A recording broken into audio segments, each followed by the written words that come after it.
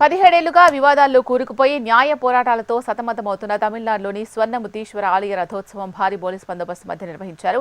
శివగంగా జిల్లాలోని ప్రఖ్యాత కందాదేవి శ్రీ పెరియ నాయకి రథోత్సవం అత్యంత వైభవంగా సాగింది. కాగా ఈ రథోత్సవం 1998లో నిలిచిపోయినట్లు అక్కడ స్థానికులు చెబుతున్నారు. రథాన్ని లాగేందుకు తమకు కూడా హక్కుందని అక్కడి దళితులు పోరాటం చేయడంతో ఈ రథం లాగే ఉత్సవం వివాదాస్పదంగా మారింది. 2006లో ఒకసారి పునః ప్రారంభించినప్పటికీ అది మధ్యలోనే నిలిచిపోయింది. దీంతో మళ్లీ అప్పటి నుంచి రథోత్సవం నిర్వహించలేదు. రథం లాగే వివాదంపై భిన్న అభిప్రాయాలు ఉన్న సంఘ ప్రతినిధులందరినీ పిలిచి చర్చించారు. దీంతో గ్రామంలోని ప్రతి సంఘం రథాన్ని లాగేందుకు ఏకగ్రీవంగా అంగీకారం తెలపడంతో వివాదం సద్దుమణిగింది.